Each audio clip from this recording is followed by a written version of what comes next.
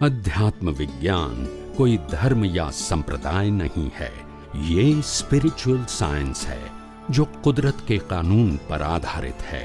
ये विज्ञान पूरे ब्रह्मांड के सभी रहस्यों को उजागर करता है और जीवन के सभी पहलुओं को समझने के लिए एक नई दृष्टि देता है।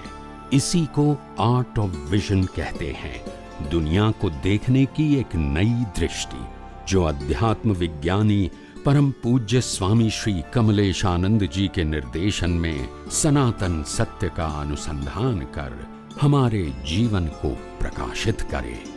जय सच्चिदानंद। आध्यात्म मार्ग में मोह शब्द नु बहु महत्व है। मोह मोह एटले शुं?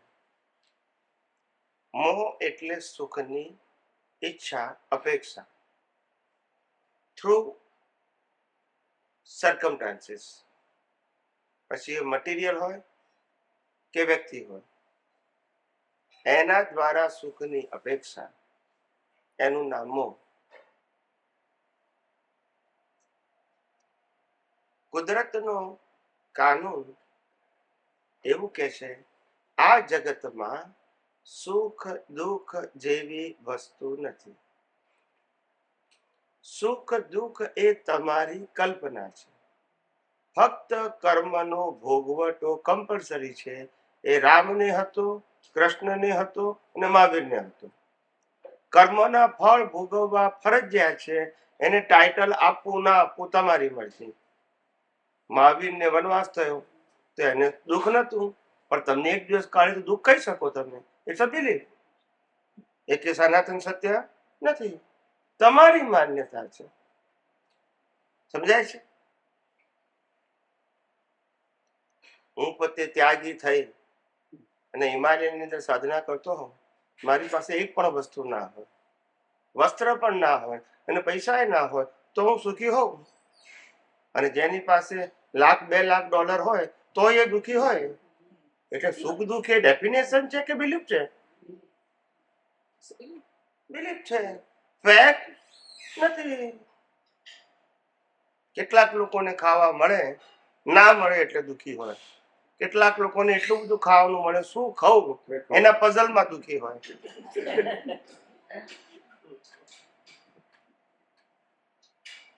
ખ્યાલ આવે? કારણ કે સુખ દુઃખની પરિભાષા આ દુનિયામાં કુદરતે નથી બનાવી, પણ માણસે બનાવી છે. અને માણસે બનાવેલી માન્યતાથી જીવવું એનું નામ મોહ.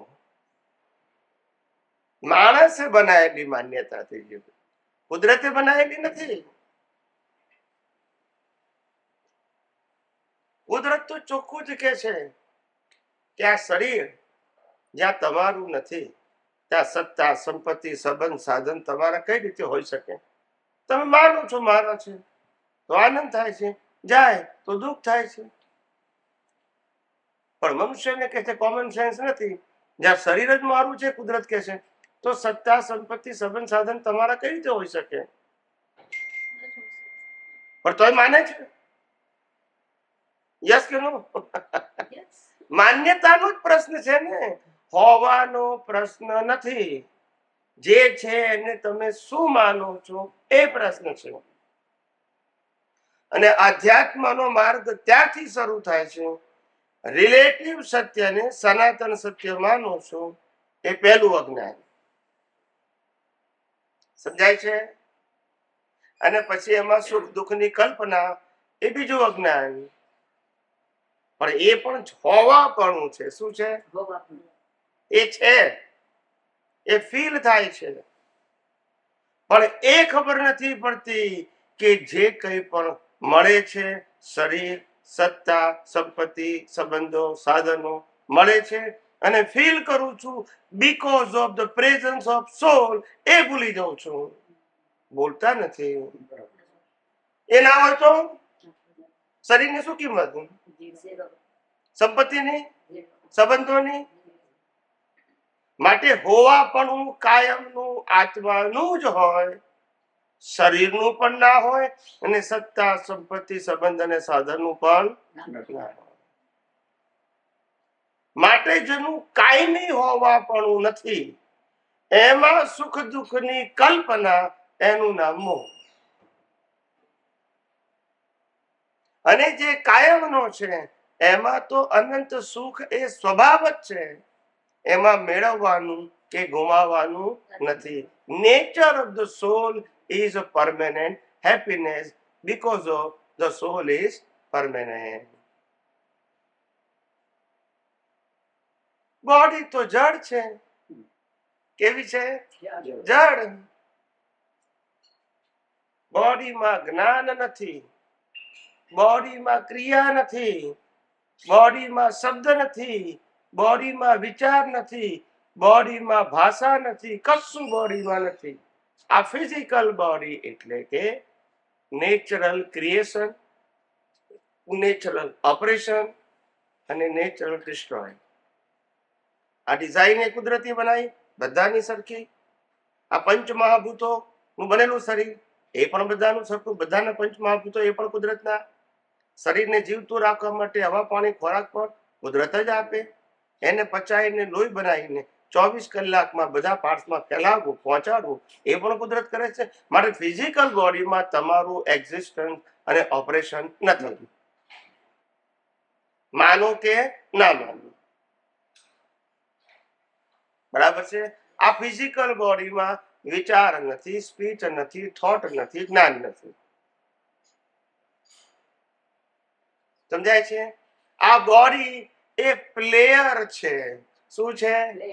એ લઈને આવેલા વિચારોને પ્લે કરે છે, નહીં લઈ આવેલી કેસેટ ને સ્પીક કરે છે, ને લઈને આવેલા કર્મોને એક્ટ કરે છે. પણ પ્લેયર છે. ગાડીમાં પેટ્રોલ નાખવું તો ગાડી ચાલે, એને પ્લેયર કહેવાય. બોલતા નથી. એની સ્વતંત્ર શક્તિ. આ મોબાઈલ ની અંદર કાર્ડ નાખવું અને કનેક્ટ થાય છે, કોડલેસ. ખ્યાલ આવ્યો? એટલે મોબાઈલ પ્લેયર છે. કાર્ડ ના નાખો તો કશું થાય? બોલતા નથી. એમાં મન વચન કાયાની અંદર પાછલા અવતારની 3 કર્મોની બેટરી છે. મન, વચન અને કાયા. આ 3 બેટરીઓ ગયા અવતારમાં ચાર્જ થઈ છે. એ આ અવતારમાં આ બોડી દ્વારા શું થાય છે? ડિસ્ચાર્જ થાય છે, જેને પ્લે કહેવાય. વિચારની બેટરી વિચાર કરે, સ્પીચની બેટરી બોલે અને એક્ટની બેટરી ક્રિયા કરે. હેઝ પર યોર પ્રીવિયસ બર્થ કોઝ કર્મ. હવે આ મશીનરી ચાલ્યા કરે છે, એમાં મોહ કેટલો?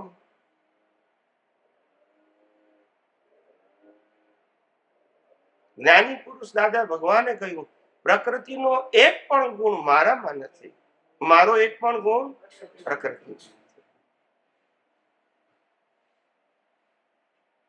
પણ જીવને અનાદિકાળથી પ્રકૃતિમાં જ મોહ છે, અને પ્રકૃતિની અંદર પણ મારાપણામાં મોહ છે. પ્રકૃતિમાં શેનું સ્થાપન? મારાપણા.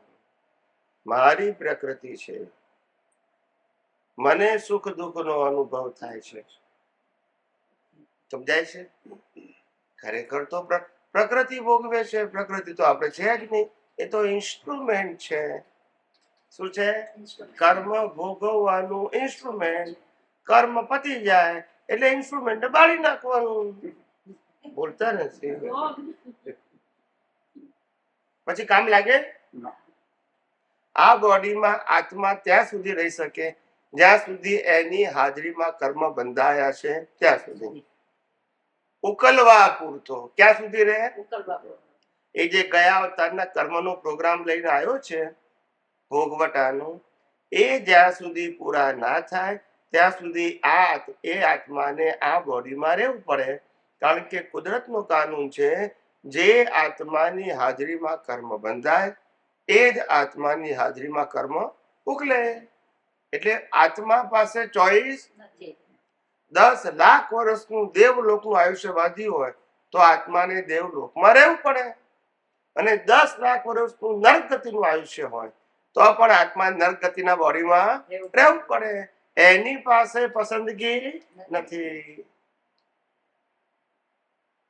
અને આત્મા ન હોય તો બોડીને કર્મ ભોગવાય પણ નહીં અને કર્મ બંધાય પણ. મળદું બાંધી શકે? કર્મ બાંધી શકે? મળદું કર્મ બાંધી શકે? અને મળદું કર્મ કરી શકે? એટલે તો એને બાળીએ છે. કશું કરી શકીએ તો પછી બાળીએ આપણે. સમજાય છે? મરતી વખતે, મર્યા પછી જે મરી જાય ને આપણી હાજરીમાં, ત્યારે ખબર પડે છે કે આત્મા નીકળી ગયો. પણ જીવતા ખબર નથી પડતી કે આત્મા છે. મરે ત્યારે ખબર પડે કે આમાંથી નીકળી ગયો. તો જીવતા નથી? અંદર ના હોય નીકળી ગયો કે હતો પણ જીવતા યાદ આવતો નથી. કેવો મોહ છે, શરીરનો મોહ. પોતાના મન વચન કાયાની અવસ્થાનો, માલિકીનો, કર્તાપણાનો મોહ. કેવો મોહ છે! અને મોહ અનંત અવતારથી માર ખવડાવે છે, અનંત અવતારથી. પણ જીવને ખબર પડતી નથી. જોવાનીનું જોર હોય, 30-40 વર્ષ થયા હોય ને આપણે કોઈને મરવાની વાત કરીએ તો કેમ છે ના શ્વાસ બંધ થાય આપણી મરજી વગર. એવું લાગે ને કે આપણે બધું કરી શકીએ છીએ. ખ્યાલ આવ્યો? પણ ખબર નથી પડતી આ કર્મની સાયકલ છે. શું છે? શ્વાસ લેવું એ આપણી ફ્રીડમમાં આવતું નથી. એ આયુષ્ય કર્મની સાયકલ પ્રમાણે શ્વાસ લેવાય. જેવું આયુષ્ય કર્મ પતી જાય એટલે શ્વાસ. બીમાર હોવું જરૂરી નથી. જેમ ગાડી ચલાવીએ, જેવું પેટ્રોલ ખલાસ થઈ જાય ગાડી બંધ. સ્વામીજી બોલો હવે કરવું શું? કહું ને, પેલા જાણવું તો પડશે ને કે આપણને મશીનરીનો કેટલો મોહ છે. મશીનરીમાં આપણું કોઈ ચાલે એમ છે? મશીનરી આપણે છીએ અને મશીનરીમાં મોહ રાખવાથી કોઈ બેનિફિટ છે? એ માત્ર અજ્ઞાનનું પ્રદર્શન છે. બીજું શું છે? એક મહાશય પ્રશ્ન પૂછ્યો હતો, જૈન આચાર્ય. મારા તો 8, 10, 15, 20 આચાર્ય ભગવાન તો મારા પરિચયમાં છે. એ બધા પ્રશ્ન પૂછે વોટ્સઅપ ઉપર, વોઇસ મેલ જવાબ આપી દો. આ બધા ધર્મના છે, જૈનોના, વેદાંતના, ગીતાના, બધા. પણ એનીવે, તો એક જૈન આચાર્ય ભગવંતે પ્રશ્ન પૂછ્યો હતો કે આપણા જીવનની અંદર આત્મા છે એ તો હકીકત છે, પણ આત્મા છે એનો અહેસાસ સામાન્ય જીવોને કેમ થતો નથી? શું કીધું? એનો અહેસાસ, આનો અહેસાસ થાય છે, સત્તા, સંપત્તિ, સંબંધ અને સાધનનો અહેસાસ થાય છે, આત્માનો કેમ થતો નથી? છે તો બરાબર. તરમિકુ આત્માનો અહેસાસ તો 24 કલાક થાય છે, ફક્ત ખબર નથી. શું કીધું? આત્માનો અહેસાસ કોઈ સમય નથી થતો, એવું બનતું જ નથી. તમે જીવતા છો એ જ એનો અહેસાસ. બોલતા નથી. એ એટલે તો તમે કરી શકો કઈ?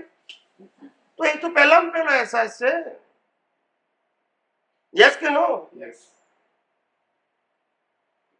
શ્વાસ લો છો કારણ કે આત્માની હાજરી છે. બોલો છો કારણ કે આત્માની હાજરી છે. ક્રિયા કરો છો કારણ કે આત્માની હાજરી છે. સમજાય છે? આ જગતને તમે સમજી શકો છો તમારી ભાષા, બુદ્ધિથી પણ, કારણ કે આત્મા છે. આ મારું તારું કરી શકો છો કારણ કે આત્મા છે. આત્મા ના હોય તો કરી શકો?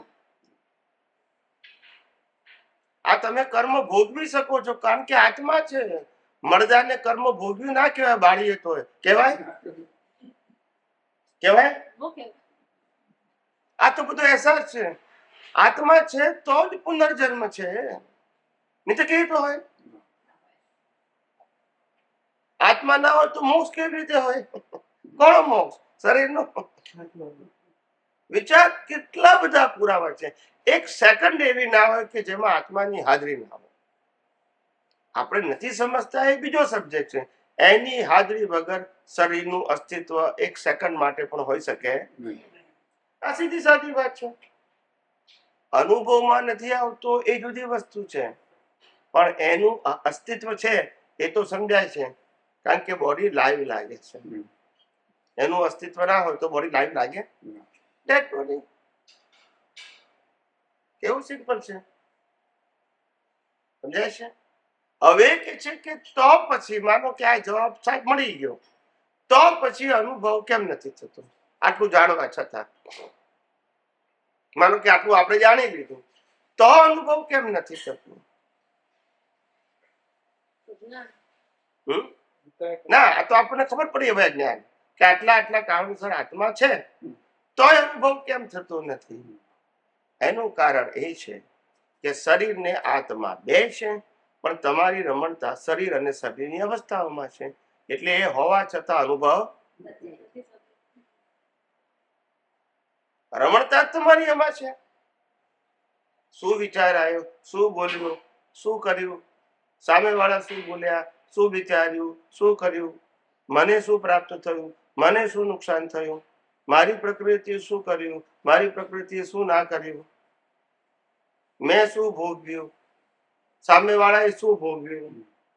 આ બધી બહિર્મુખી દેહાધ્યાસના અભ્યાસમાંથી દ્રષ્ટિએ કરીને અથવા જ્ઞાન દર્શને કરીને બહાર નીકળતા નથી. વ્યવહારે કરીને બહાર નીકળવાનું નથી, જ્ઞાન દર્શને કરીને છૂટા રહેવાનું છે. કારણ કે જે તમે નથી અને જે તમારું નથી એની સાથે ઇન્વોલ્વ થવાનું કારણ શું?